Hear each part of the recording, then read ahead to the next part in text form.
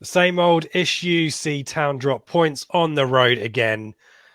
Let's be honest, all of us want this season done and dusted, don't we? Let's move on to next season. This is the Blue Monday podcast.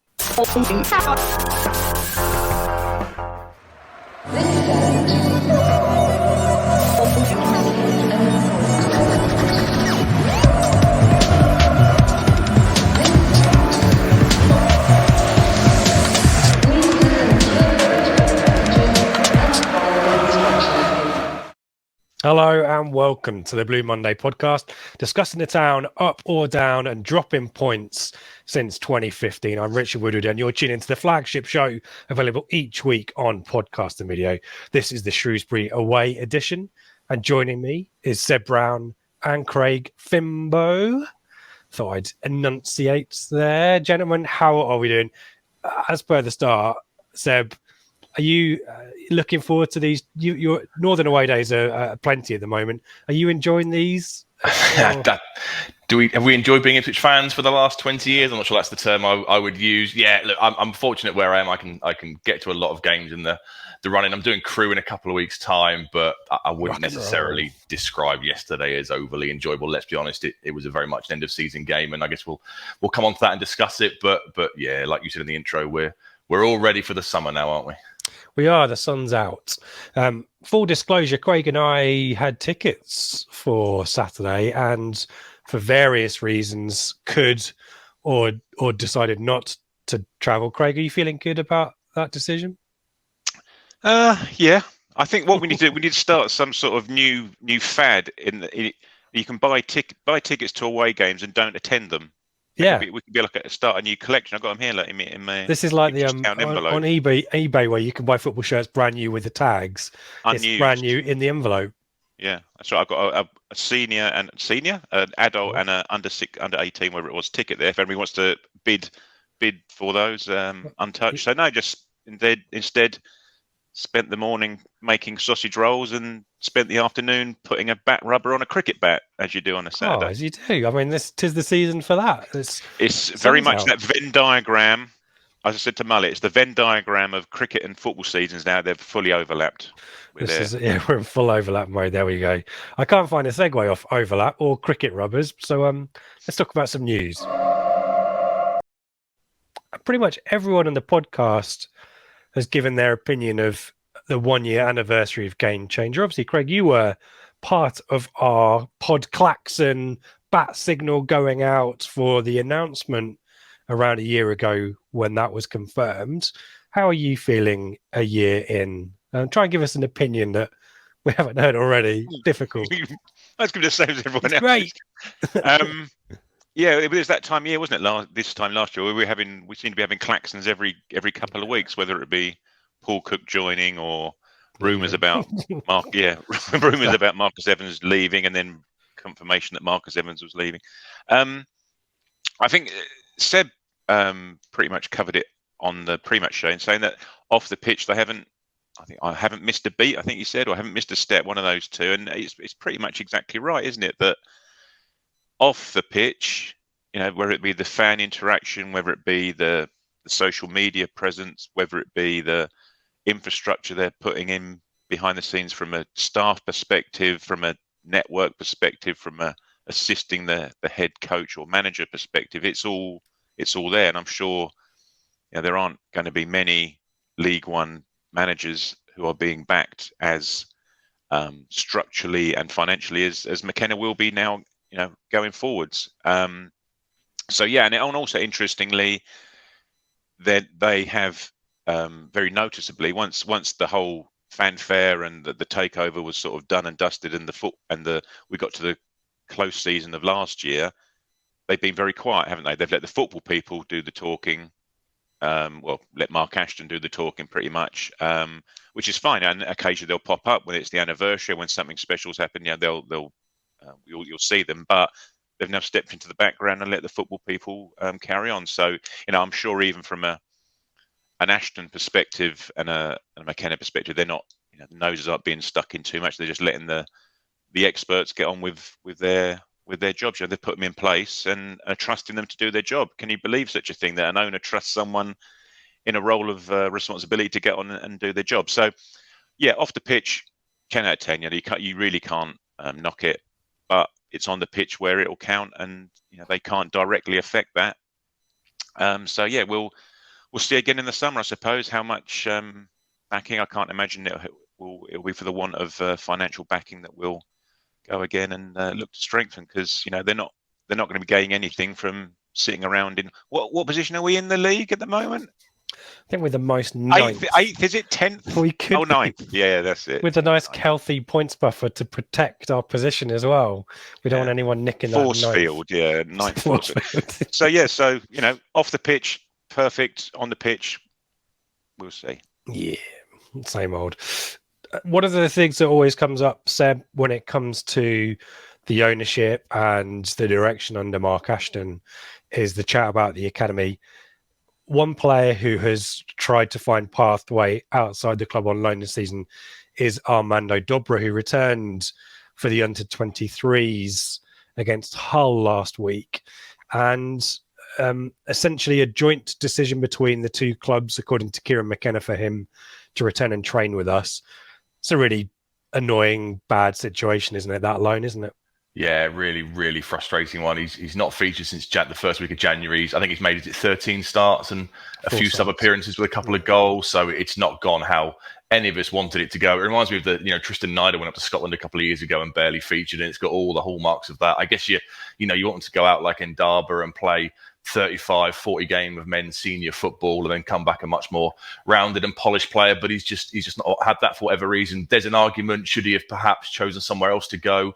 I'm assuming going to Col U, firstly, he's going to know 90% of the squad given the transition down the A12 in the summer. Secondly, I assume he's still living in Ipswich, so part of a development loan for a young player is to take yourself a little bit out of your comfort zone, isn't it? And go and learn how to live as well as play football. It's like when we go to uni and suddenly you've got to learn how to do your washing and your ironing, that kind of thing. I think part of it, there's an off. Well, yeah, you take it home for your parents when you go back for your summer holidays and Christmas holidays. Just get bigger bin bags. Yeah, but no, it's really, really frustrating one. Obviously, he's come back now, I guess, so McKenna can look at him, but I can't really see how he's going to feature here. Can you? I think he'll be one that moves on in the summer. He was so exciting when he broke through a couple of years ago, but things have changed now. And given the position he plays, can we really say he's going to get in ahead of Burr Sansalina if he stays, Sonny Aluko if he stays, Connor Chaplin, Carl Edwards? I guess he's one that will move on in the summer, and it'll be interesting where he goes, because when he had the contract signature thing, we don't know how much of it was agent talk, but there was interest from Brighton, wasn't there, and a couple of clubs apparently, and bids were made. So he was clearly very, very highly rated, and unfortunately he's kind of lost a year of his development, and I guess he'll have to go out now and try and find somewhere else to start to build things. But I can't see him being here at the start of next season personally. So he's still registered with Col U for the first team. He can't play, can he? Yeah, can't play for our first team, so it's only under 23 games that he... Yeah, but McKenna can see him in training, can't he? And see what he's got about him, I guess, between now and the end of the year. I think he's got another year on his deal with Ipswich as well. And an option, I think, yeah. So I think it could be 2 years if wanted, so we should get some decent value for him, I guess. And I guess, to your point about learning experiences and development, part of it perhaps is, as Ipswich fans, we spoke to Alan Lee about this in an interview we did last summer with TWTD about the amount of adulation and attention a young player coming through the team gets from our support. No, which isn't a bad thing, but actually it is a mixed blessing, because essentially it inflates the ego to an extent, or starts to make players maybe believe the hype. Dare we say that maybe Armando Dobra and his team have maybe been suckered in by that, and actually this is a really useful learning experience to maybe remotivate him that he's not the end product yet? Maybe, yeah. I mean, we always favour our own, so to speak, the ones that come through the academy. But I guess also you've got to bear in mind the team he came through in. Christ, we were so desperate for some sort of spark, weren't we, or something to happen in the teams he was dropped into under Lambert, because nothing would happen for 90 minutes. That I think we kind of maybe made him out to seem better than he was. I always liked him. He was a fiery character. He'd get himself in trouble every now and again. He had that bit about him, but unfortunately, it's just not worked out this year, is it? And when we've moved on as a club, and I think unfortunately, he's going to be one of the ones that gets left behind. Yeah, it's a shame. Also, another person who's having to find football elsewhere. It's a bit of a strange situation, Craig, is under 23 striker Tete Yenge, who's gone on loan to a Finnish club called Vasan Polasura, is how I'm going with that. I should have asked Seb for the pronunciation. And he netted twice on his debut, according to TWTD. A lot of people were talking about Tyree Simpson as being another striking option to be drafted in as we rotate and struggle to find a formula there. Tete Yenge's got big stature and presence. Should we not have been talking about him, Craig, or is this one of those ones, one of these players that kind of is like we never see him, and this might be his time with Ipswich gone? Yeah, well, I suppose we don't know the story behind him signing, but it looks like a bit of a shot in the dark, bit of a punt, doesn't it, really? He's 21, I think, as you say, scored a couple of goals in his debut, got man of the match. They've only just started this season, I think, similar to Ben Morris going over to Sweden. Their seasons start this time of year, don't they? So I think they are both obviously there for, until October, November time, I'd have thought, just to get some games and hopefully some goals. I don't think any of us have seen him really, have we? So it's difficult for us to say. Obviously, the difference between him and Simpson is Simpson's got 6 or so months of league men's experience behind him and a decent success of men's league football behind him as well, which obviously sets him apart, you'd have thought, a little bit from Yengi and Morris. So yeah, I suppose it's just a case of, again, another development thing, a sink or swim. See how you get on. It's obviously a completely different environment that he's going into compared to the one that Dobra's gone into. But these Aussies aren't scared of a bit of travel and a bit of seeing something new, are they? A little bit different to Little Englanders to a certain extent. So yeah, we'll just see how he goes. Well, I'm sure they'll track his progress. I'm not entirely sure what the level of the Finnish first division is like, or the equivalent. Yeah, exactly. So yeah, we'll see how he gets on. Mikey seemed to think he was the second coming of Steve Whitten, being a tall, rangy. Oh, that's high praise, isn't it? Oh. Well, he said it, and I didn't say that. He said that, and he's never seen. I think he just went on height to be more. Does he not celebrate his goals either? I should have watched back the footage. They aren't on YouTube yet, so we could have had a look actually. Yeah, once he slammed in that 30-yard blockbuster with his wrong foot, we could see if he just turns and strolls back to the halfway line and shrugs it off. Yeah, maybe. Keep it on the down line. I don't know how I'm going to segue from that to this, Seb, but every week I seem to have a bit of a bee in my bonnet on something about Twitter, which is time wasting. Less so that teams deploy this as a tactic, which is it's understandable if you're away from home against Ipswich and you are in the bottom half of the League One, and maybe above, frankly, Portsmouth, that you might seek to manage the game, shall we say, and maybe do that at the detriment of the entertainment of the spectacle. Kieran McKenna has been talking about this as well, and there's lots of stuff about FIFA's proposed introduction of effective playing time rules and capping the minutes and then stopping the clock and all that kind of stuff. Where do you stand on this debate in respect of it's part of the game, so people like me just need to shut up? I mean, people like me need to shut up anyway, or is this something where there's the referee? My criticism last week certainly was the referee acknowledges that time wasting is happening and doesn't then enforce or penalise it. And I think that's probably where McKenna is coming from, and certainly where I'm coming from. Where do you stand on this? That's the right argument. It's it is part of the game. We do have to accept that. And if we were going away to Anfield or the Etihad, we would do those kind of tactics because it's what little teams do against big teams. That is part of the game. We've got to get used to it, especially so next year, because I think we're going to be seeing more and more of it. But the frustration thing is when it goes on for 90 minutes and the ref will only book the keeper who's been taking time over goal kicks for the entire 90 minutes in the 89th minute, so that on his report he can say, I booked him for time wasting. Yeah, I've done my part of the job. And when they only add on 3 minutes at the end of a game and there should be at least 5 or 6, that's the frustration thing. It's up to the officials to really, really get hold of this and make sure that the clock on their watches do stop. And when we get to the added time, it's accurate, reflecting all the time wasting that's gone on.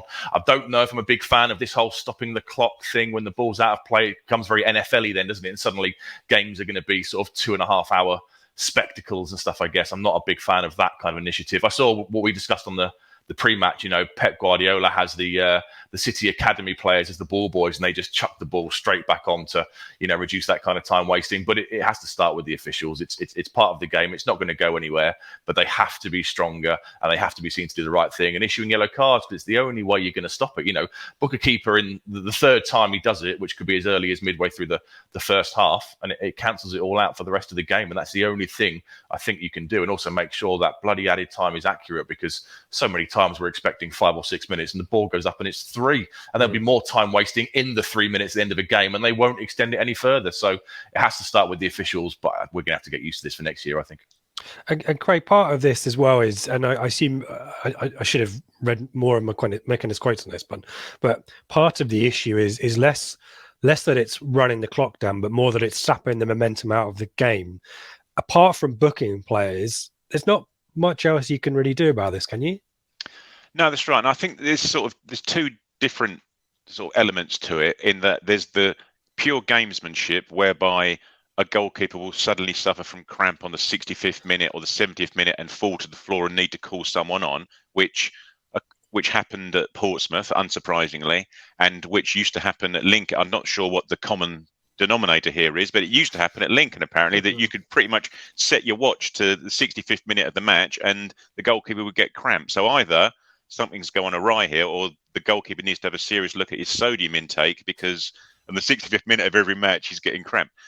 So you got that from one perspective, but then you've got the other one in terms of taking a long time to take a throw in or taking a long time to take a goal kick. I just think there needs to be some sort of transparency from, can you believe it, asking for a bit of transparency from officials to say that they are allowed to have 20 seconds to take a goal kick. They are permitted to take 40 seconds to take a goal, whatever it happens to be, and then everyone knows, don't they? I don't appreciate everyone will then start counting like they used to when the goalkeepers had 6 seconds to get rid of it. Yeah. Get rid of it in there, and people still do, even though that went to the wayside about 20 years ago. Happened against Cambridge. It was hilarious. Yeah. This guy on his Why own are people counting? in the North Stand started to count really loudly, and then he finished. He got to 6, and then turned around to all of us and said, "Is this not a thing anymore?" And all of us went, "No, mate, it hasn't been for ages." We just like to count every now and again. just to keep our skills, It's like my 2.5-year-old niece. She likes to count as well, but it's pretty impressive when she does it.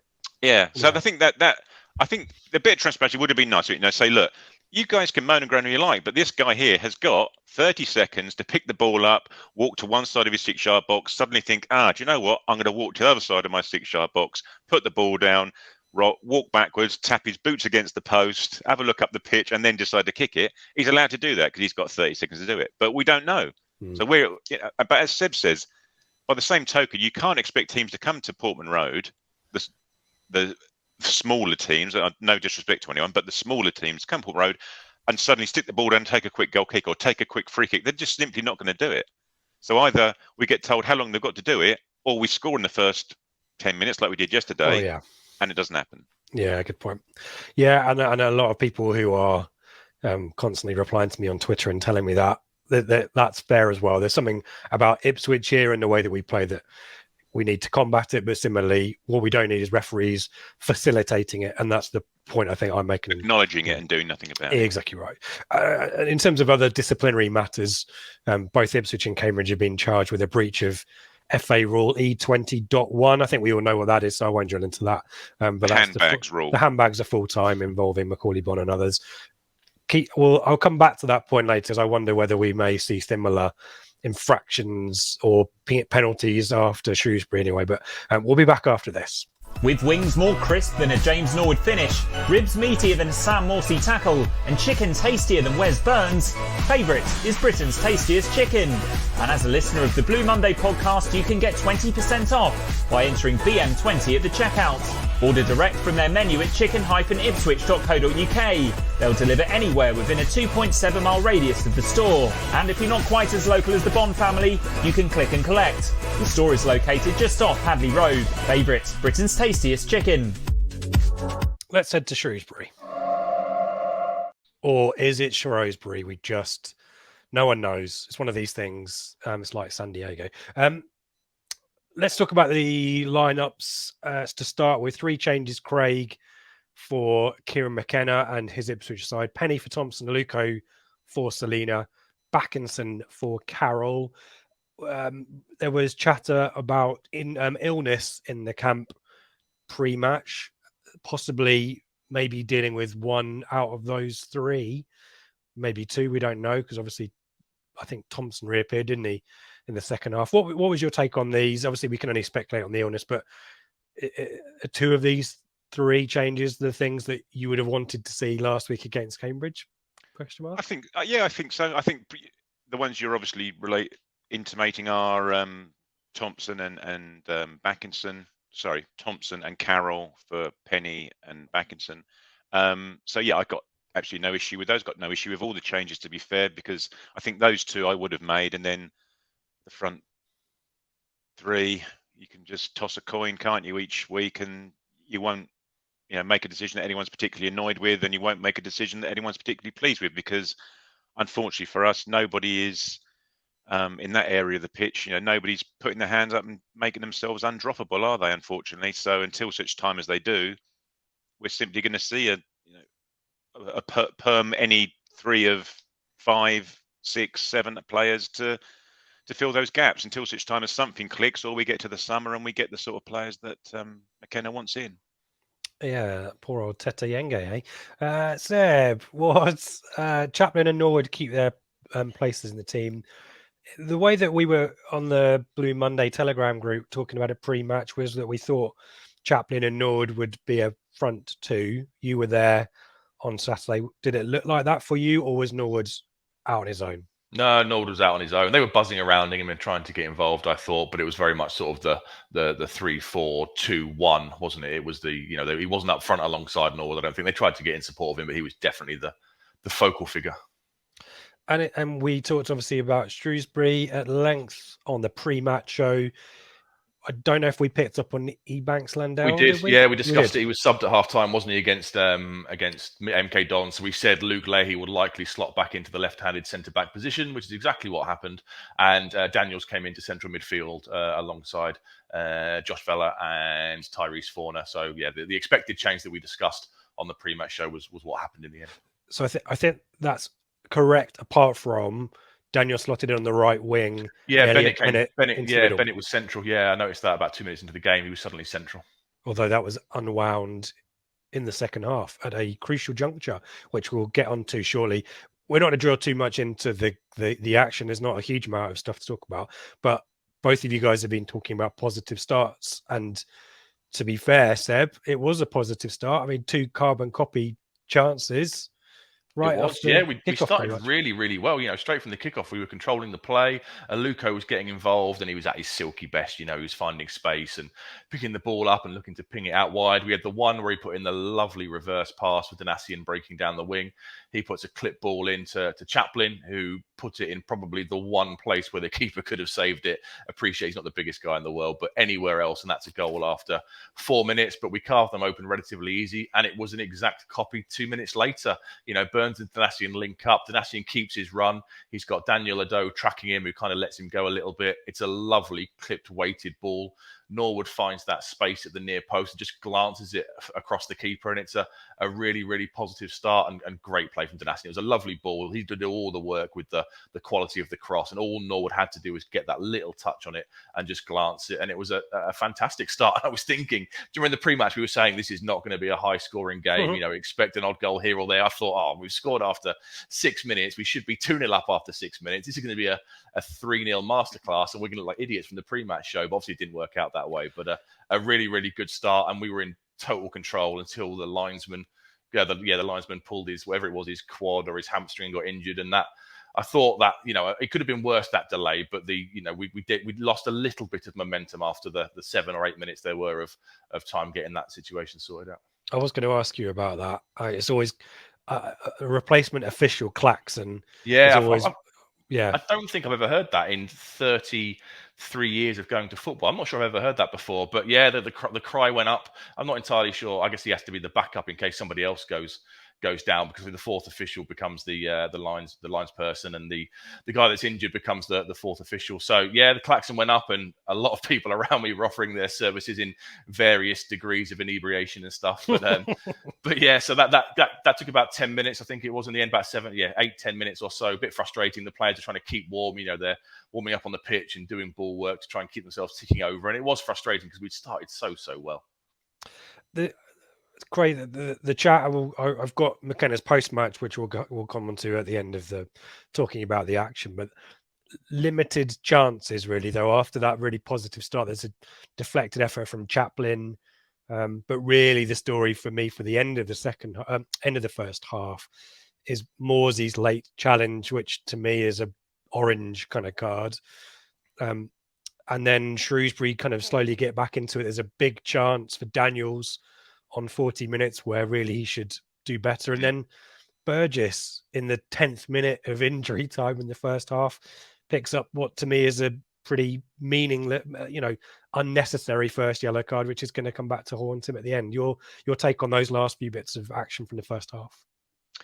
Yeah, well, as Seb said, since after the linesman got injured, we just sort of went into cruise control and didn't really find the button to come out of cruise control for the rest of the match, did we? Unfortunately, as you say, Chaplin had that deflected shot, and that was all she wrote, really. I think, but just to quickly go back to the goal, exactly as Seb said, Donasian made that, and the reason why it was a good goal is it's a first-time cross, wasn't it? And we'll come back to that later, I'm sure, because it was something that was mentioned by Morsey post-match about just being a bit braver and having one touch, not having more than one touch, because the team just because teams are sitting off you doesn't mean you can just play nice football and take 2 or 3 touches and make yourself look good. You still need to try and make the most of it while you're on top. So yeah, it just sort of fizzled out, didn't it? We just cruised into half time, and as you say about the Morsey tackle, it probably was an orange. It was one of those, as we've seen from him before, where he goes clattering in, and Shrewsbury players weren't backwards in coming forward, were they, in terms of trying to maybe get the referee to make a decision in their favour, shall we say, from most challenges for the afternoon.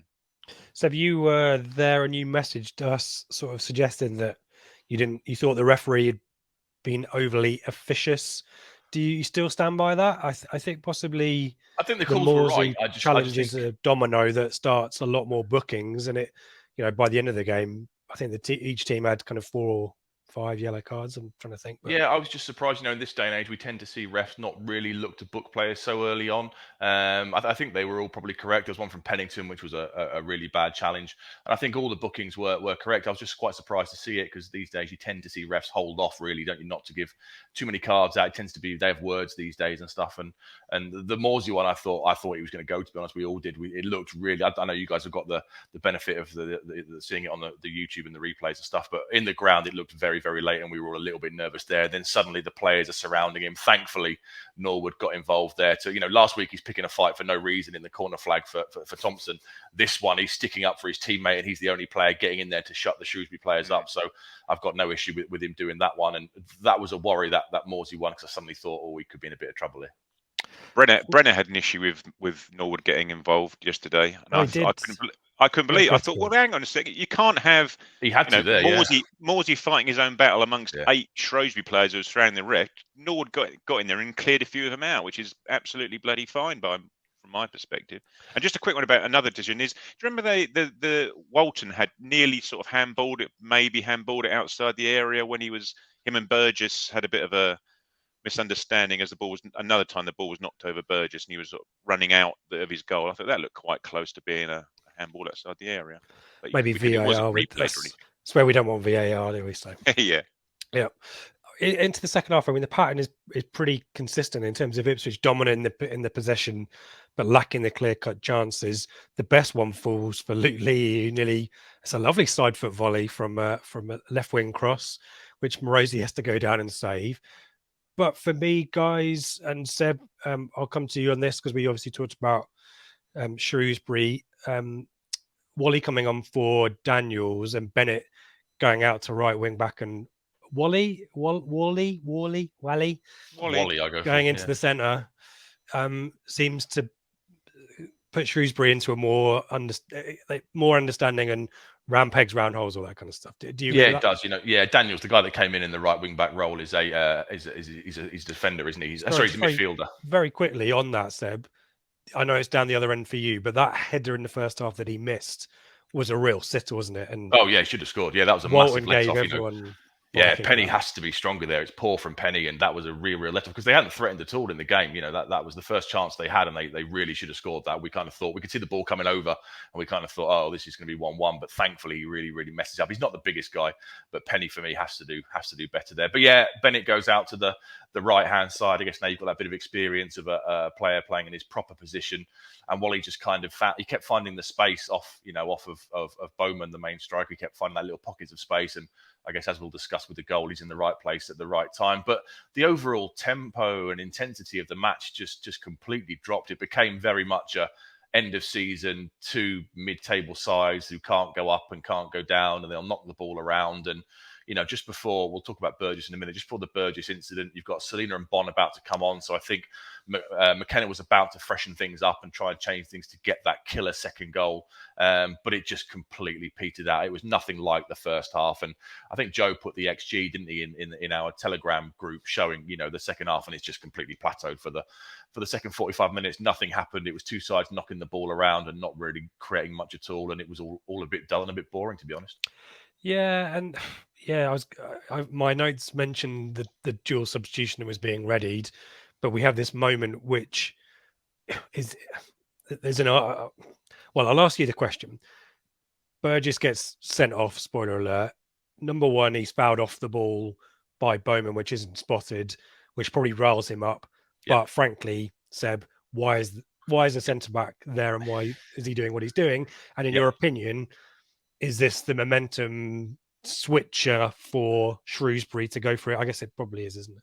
It is, yeah. I mean, he should have stayed down, shouldn't he? He gets fouled, and if he stays down and rolls around a little bit, the referee probably gives a free kick, but he doesn't, and he's just got a rush of blood, hasn't he? It's a really silly thing to do. He doesn't actually touch it didn't look like he touched the keeper.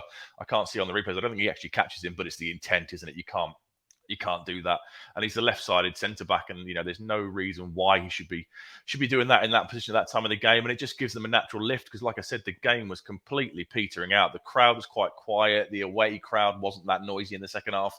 It was petering out to a 1-0 win that will take in our pockets and go back down the motorways back to Suffolk and look to build for the Easter weekend. And it was that moment, they get such a big lift from it, and that really made the difference to their crowd because suddenly they're a bit more fired up, and we started to defend very, very deep. Obviously, the double substitution is immediately cancelled.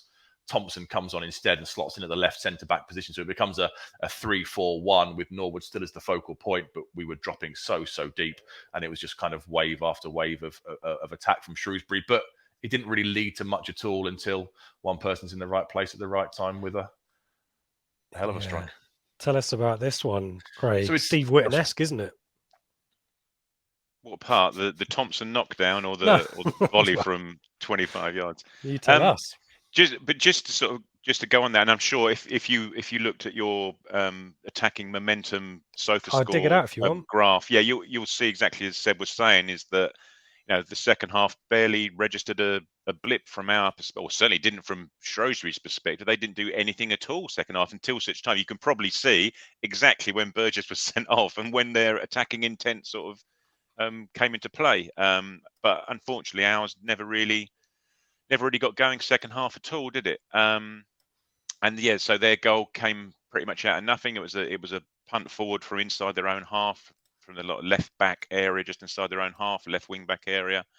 Thompson, who is now taken Burgess's place, is up against Bowman, I think it is. And to be fair, Thompson does win the header, but had it been Burgess there, he may have got a bit more purchase on it and got it a bit further up the pitch. As it was, it drops 25 yards out invitingly, shall we say, on the volley, or it bounces once, then on the volley for Sean Wally on the volley to who wasn't holding a umbrella, to sort of slice. I'm going to say it sliced it outside of the foot, didn't he? It was always just curling away from Walton, and as soon as he hit it, and you saw the sort of angle he was making as he was hitting it, you knew it was going to be just fading away. Does that what golfers say? Yep. Cool. Nice.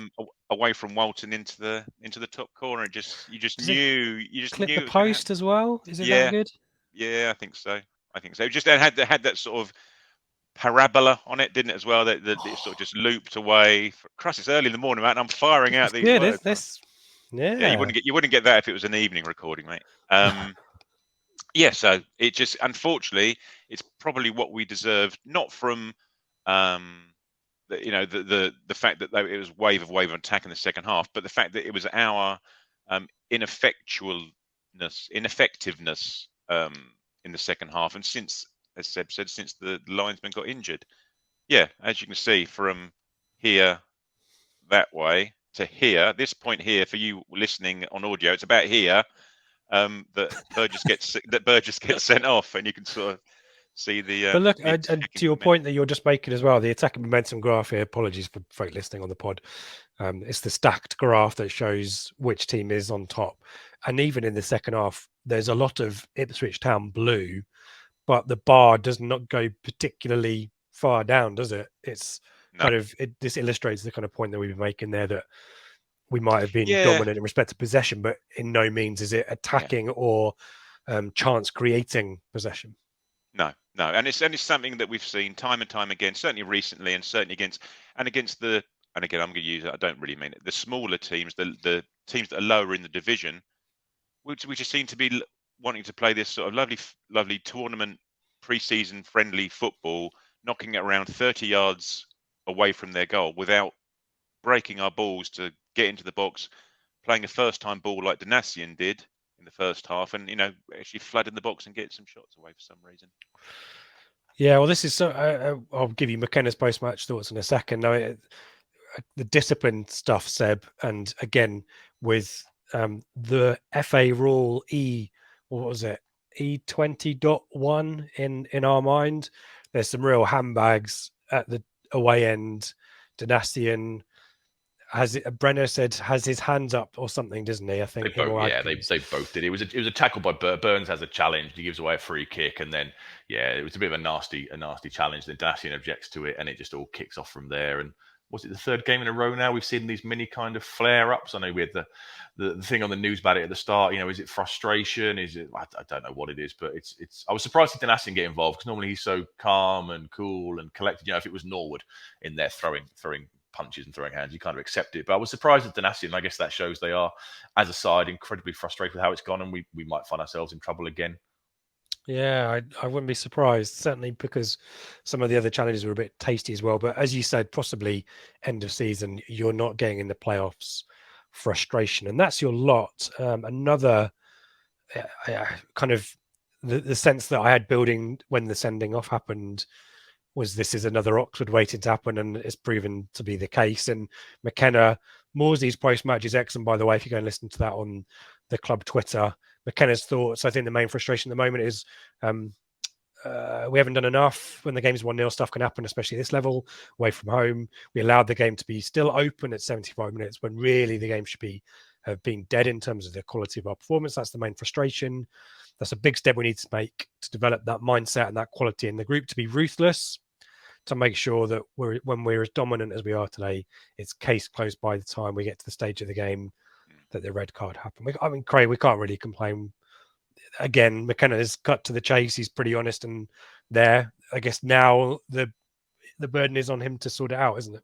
Yeah, that's it. And it's not the first time we've heard him say it. And I think, to be fair, I think everyone who watched the game through whatever means they watched it pretty much had exactly the same thoughts after it, is that you just need to score more than one goal when you're playing well and relatively on top in the matches, because other teams will. And it goes back again to what we were talking about 2 or 3 weeks ago, is about scoring these ugly goals. For God's sake, stop trying to score the perfect goal. When you like the goal yesterday was just a lovely goal, wasn't it? It was a 1-2 down the wing, first time ball. The striker's making the run at the right time because he knows the ball's coming in first time. He hasn't got to stutter his run because he knows the guy's going to take 2 or 3 touches. And it's similar to the Oxford goal. Inside the fullback, cross, goal. And you'll score those goals during the season, but you do need someone to score from a corner. You do need someone to score from a free kick. You do need someone just to get a ball in the box and create some havoc, and it breaks to someone and they slam it home from 10 yards. You do need those goals as well, because you need some supplement to the nice goals. So I think everyone saw the game in the same way, and unfortunately, unfortunately for us, it just so happens that when we are on top and aren't scoring, it doesn't take an awful lot for opposition to score against us, whether that be a scrappy goal or whether it be a worldie like it was yesterday. or a set piece. Yeah. Well, one of the things actually McKenna was just to add, he did say, and I've got it written down here, we can't fall in love with ourselves. Is one of the things he said, and I thought that's quite an interesting little phrase there, because he's obviously, I'm interpreting that he's saying that we can't keep playing this lovely pre-season football, as I'll call it, just knocking it around and looking nice and taking a couple of touches and recycling it, etc. There are some points in the time where we're just going to have to try and get it in the box and be a bit more direct in terms of our impetus rather than the balls themselves, because we need to score more than one goal at the moment to win games. And as you said or alluded to, it's the bravery for someone to find a pass. I think the runs are there possibly, but it's not cutting back and passing square and resetting the move. It's sometimes I'm going to take my man on, or the big issue we've got is when folk do surge down the wing and bend across in, there's usually minimal bodies in there. So getting people forward more than Morsey and or Norwood, that's something that we're going to have to work on. But at least we're identifying these issues now. It's kind of Seb and I did sliding doors Roy Keane, a few months ago, and his assessment of the team is utterly skewed, Seb, by Gio, wasn't it?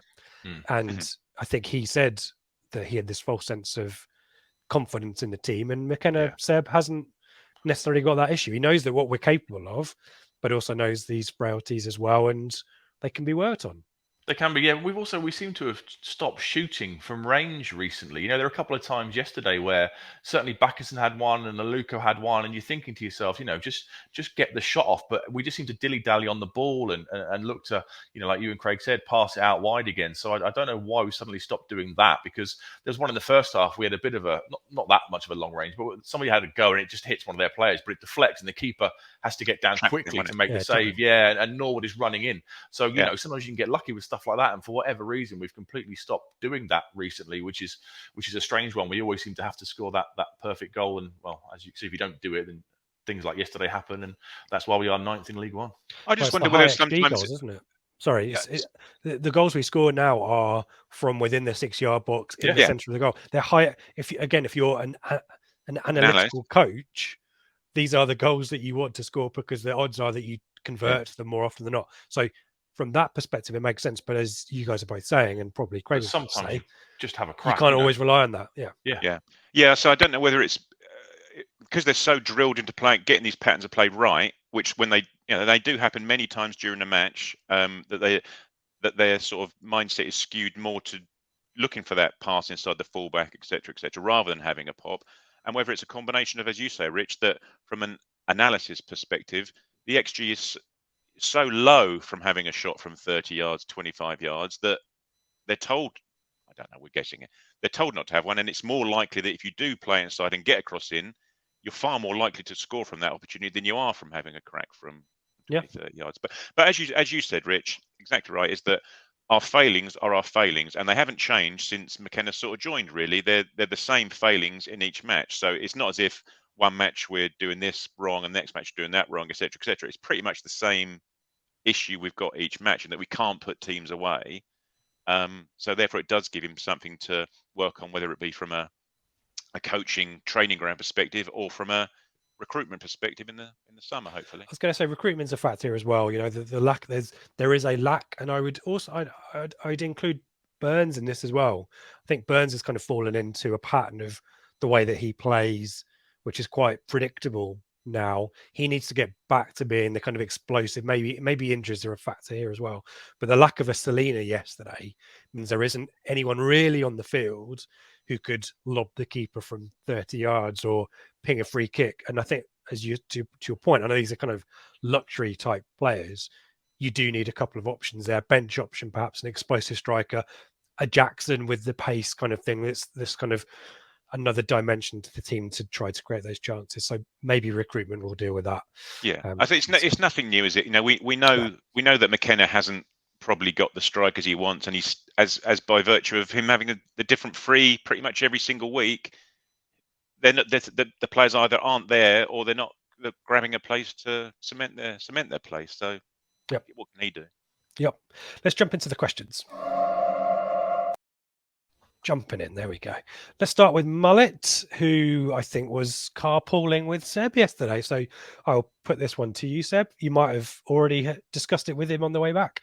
Would you play Baggott next week in place of Burgess, or have Thompson mimicking, or have Thompson mimicking Dynastian on Wolfie's left and trying to use Penny and Burns as more of a balanced pair of wing backs? We chatted about this. Yeah, we both came to the conclusion, I think, that we would start Baggott. He's naturally left-sided centre back. I don't think you're going to learn much if you put Thompson there. Thompson's not the biggest either, which against the likes of Michael Smith at Rotherham, you have to be physical in that kind of battle. So the game doesn't mean anything. If it's got something riding on it, then you probably want experienced heads out there a little bit. But personally, I would start him. I'd have Wolford in the middle, Dynastian on the right, and I would start Baggott and see what he can do, because it's important. We've discussed recently in recent weeks about pathways and stuff, and I think it's a great chance for him to suddenly get involved now at what in theory should be they're not in great form, but it's a very much a big game, and let's see what he can do. And he's a bit taller than Thompson, isn't he? Yeah, much more physical. Yeah, exactly. So against Michael Smith, you want that natural physicality, don't you? Yeah, he's one player that we didn't mention yesterday. I'll come to you, Craig, don't worry, is Wolfenden. Shrewsbury were not going to score any other type of goal yesterday apart from one they ended up with, because Wolfenden, Seb, was just so absolutely excellent. His reading of the game these days is phenomenal, and he's got that recovery pace as well to get the few times players do seem to get the better of him. He just recovers effortlessly and mops up. He's absolutely purring through games at the minute. I've got no idea what Paul Cook was thinking, not playing him and playing, NCR and stuff ahead of him. Absolutely ridiculous, because, we've got this massive asset that we've just completely underutilized for the first half of the season. And yeah, this is the Wolfenden that we saw from two years ago. He's strolling through games. He's taking responsibility on himself, because that centre of the back three can be a bit of a tricky position. You've got to marshal the two guys either side of you, and he's just absolutely, he's a Rolls Royce of a defender at this level at the moment. And hopefully we can keep him going into next season, because he's making it all look so effortless. Unfairly excluded from the player of the season vote, when you say, Craig. The half player of the half season. Yeah. Sorry, you were going to say? No, just quickly about Baggott, and then I quickly want to Wolfen. I personally, I think it's just a perfect opportunity to play him. He's got two centre halves that normally play there aren't there. It's not as if he's coming in complete from the cold, because he's been on the bench previously, hasn't he? He's training with the first team, so it's not as if he's being dragged in from the youth team to suddenly play. I'd play him. I think McKenna will play Thompson. Personally, I think he'll go for the safety-ish first option. I think you're probably right. FPL Tractor, I'll lob this question into you, Craig, for you to head straight at the goalkeeper, maybe. Cameron Burgess said the players are playing for their futures in these final games. Did today affect his? Yeah, possibly. It's not ideal, is it? You don't really want that sort of. As Seb said, there was no reason for him to make the challenge. Really, there's no reason for him to be in that position. I can't imagine Cameron Burgess has really ever found himself in that position playing left centre half. Certainly for Accrington, I can't imagine he did, and he hasn't done for us yet so far in the games that he's played. And for all of a sudden find himself after 75 minutes 6 yards away from the opposition goal. He's probably got a bit of envy looking out the other side with Dynastian up near the corner flag, and thought I'll have some of that. But no, he's been an adequate replacement, I think. Certainly for the first couple of games, you hadn't really noticed that Edmondson wasn't playing. But then yesterday, he got caught out a couple of times, as we spoke about, or as you spoke about, Rich, about the booking, is with his old failing of getting turned relatively high up the pitch, wasn't it? Yeah, it was Bowman, wasn't it? Dragging back, yeah, and then also that little mix-up with Walton where he might have handballed it outside the area was another instance of it just being dropped in behind him. So it looks like that frailty's still there. He's fine for a backup, but having spent £750,000 on him and associated wages, is he an expensive backup when you've got Ndaba potentially and Baggott, if he's around and not gone out on loan, both left footers to cover that position. You may not be surprised if he does disappear if we do start integrating Ndaba into the team, for example. Yeah, hashtag pathways. And I'd quite like to see Ndaba in the team, having had a whole season at Salford. Yeah, well, it's the reason why they do it, isn't it? It's exactly the reason why they go out and play League Two football, is to come and play League One football the year after. Exactly right. FPL Tractor is one member of the Blue Monday aforementioned Telegram group. So is Matt Macon, Seb, and he asks, and we've probably dealt with it, but I will pitch it to you anyway. Another case of two trumps pointed. 2 points drops, words early, as we didn't push our advantage enough when on top. Does the esteemed panel, his words, have any suggestions on how McKenna addresses the lack of goals in the summer, ready for next season?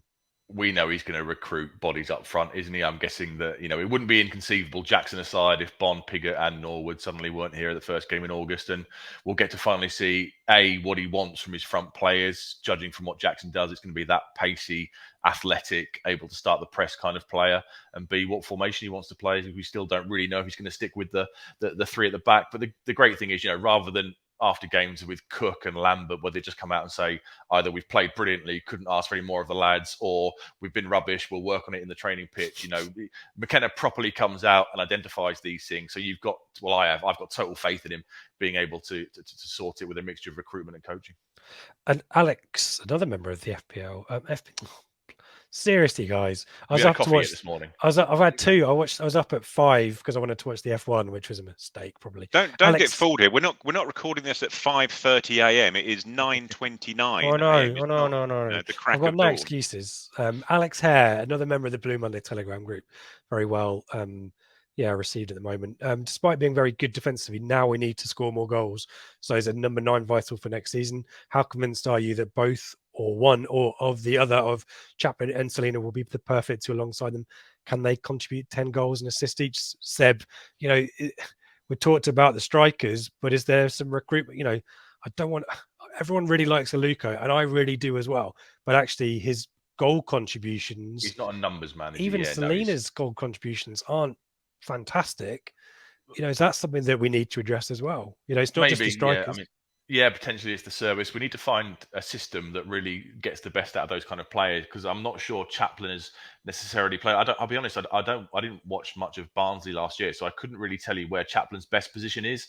Is he a wide player? Is he a number 10? Is he an up top in a 2 kind of player? We just got to find a system that kind of suits him. Aluko, numbers wise, it's not great, but I really enjoy the close control, the awareness, and if pre-assists were a thing, which I don't know if they are in football, he'd probably be very highly up there, because some of the weighted passes he puts through, have telling contributions. Selina for me is the one who could potentially next year, if we could get him, I would personally break the bank to get it done. If we could get him with a full pre-season, he could be absolutely superb and do kind of Scott Twine numbers, because I think he's been let down a little bit with his assists by strikers missing chances. I can think of 2 or 3 straight off the bat that Bond's missed. The one that Burns put wide against Plymouth. There have been so many chances that Selina's put through for people and they've not taken. So for me, he could be the crucial one, but it will depend on finding a system that suits our best players, and we've got to get that front 3, or the 2 behind the striker, or the 2 and the 1 behind. We've got to get that part of the pitch nailed down in the summer, haven't we? Yeah. Alex asks. So Alex says about which one of Chaplin and Selina is going to get 10 goals, 10 assists. Well, Selina will probably get the 10 assists, and Chaplin can potentially get the 10 goals. But you need someone to do both, or 8 of each. Or that they don't. They're a bit lopsided, aren't you? If you know what I mean. And as Seb said about those 3 that currently play behind the striker, we can't go into next season with the same 3, can we? Someone's got to go, haven't they? You can't have Selina, Aluko and Chaplin all in the squad doing probably on big money as well, if we're honest. Just doesn't seem to fit. Yeah. Seb, would you raid Shrewsbury for Leahy and Udo? No, not to be honest. Fine. No, not based on what I've seen. Leahy's got a nice left foot with delivery, but he was caught out a couple of times and out of position though. 6 goals, 8 goals, 6 assists. 6 assists. Yeah, no. I personally, I think we'll be shopping higher up the food chain, so to speak. If we are raiding Shrewsbury in the summer for our promotion chasing team, no disrespect to anyone at Shrewsbury, but I think the perception from an Ipswich Town fan base might be a little bit underwhelmed. We'll be paying lower championship end wages, and that's the kind of player surely we'll be going after. Fair enough. We'll end with these two questions, which are very similar, and from two people called Dan Craig. One of the main reasons, as Dan Ford, for last summer's clear out was that Ashton and co, I think more Cook and co, to be fair, felt the squad was mentally weak. Is the squad they assembled mentally stronger than last year's based on this season? And Dan Connors asks, 2 games in a row where the players have lost it a bit, showing a bit of fight or pressure on them to show they deserve to be here next season. Your thoughts on the mental capacity, capability, whatever word you want to use for the squad, and whether that's something we need to address as well? Well, I think just in terms of the second question about, I think I agree with Seb. I think it's just a frustration. It's that point of the season, where a handful of games to the end of the season, we're not going to go anywhere. We probably see it as a missed opportunity, certainly in the last month or so, 6 weeks that we've let slip from our grasp. So we're already getting the frustration that we're not being able to see these games out, and that's just sort of overflowing on the pitch. From a mentality perspective, I don't know. I don't know if that was one of the reasons why we had the clear out. I think just people have got a bit stale, I think, in terms of they've been there so long and it simply wasn't working. To become a professional footballer in the third tier as it is at the moment, you've got to be pretty mentally strong to get that far and to continually play. I appreciate you may not have the performances each week, and even if you don't have performance, to suffer the crap that you get thrown at you because of it, you have to be pretty by idiots with headphones on their heads. You have to be pretty bloody mentally strong to ignore it, and if you do see it, ignore it. So yeah, I don't know. I think the captain will help in that respect. I don't think he's one to let people get away with it. We don't know what happens behind the scenes, but I imagine he's pretty much a driving force in that respect. I can't imagine he wants to be playing the tail end of his career in League One for too much longer. But yeah, it'd be interesting to see what sort of characters, should we say, we do get in the summer, because the more fiery characters, and we talk about Norwood, you imagine he won't be around in the summer. But what does that leave? You do need a few warriors, shall we say, in there. And our centre halves, by all, as we're all saying, Christ Almighty, Wolfenden's playing like a thoroughbred at the moment, strolling through games, albeit in League One.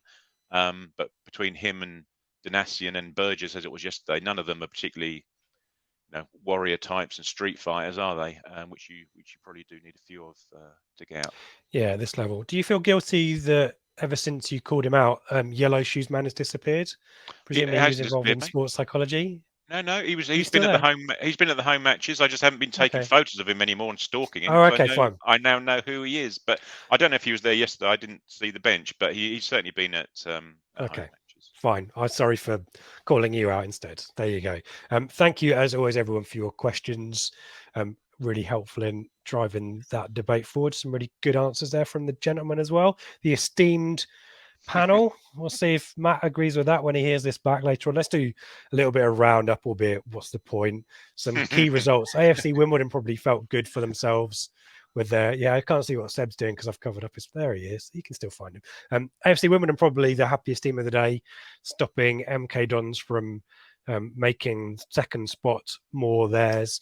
Points dropped by Sheffield Wednesday, points dropped by Plymouth, points dropped by Portsmouth, points dropped by Wickham, points dropped by Oxford, but it doesn't matter at this stage. Here's the league table with Wigan in pole position with a 3-point gap and 2 games in hand. Oh, look at Oxford. Oh, what a shame. Streaky Oxford. I told you. I had 2 predictions. I thought Sheffield Wednesday would do the second half of the season surge, and I told you that Oxford had a streak in them.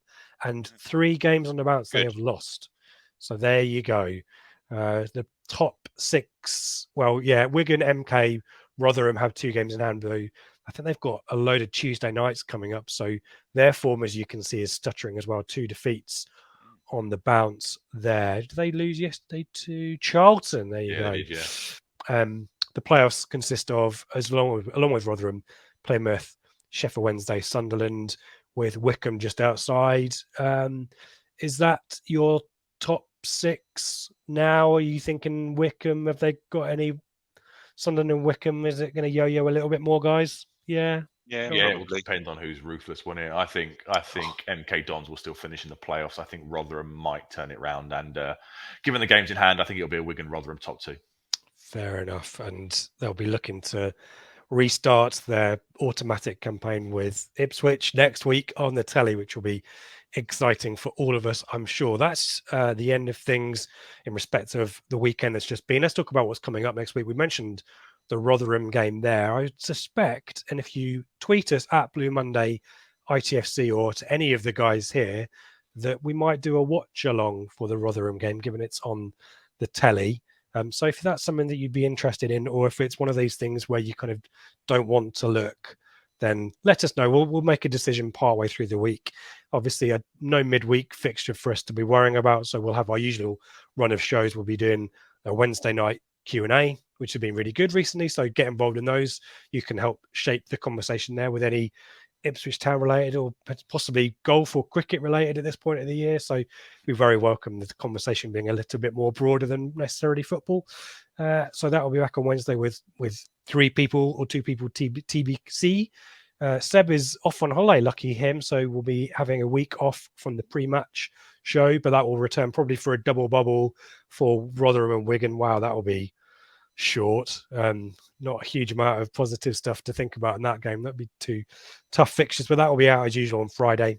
And then the flagship shows possibly 1 times or 2 maybe, depending on what we want to do for the Easter games.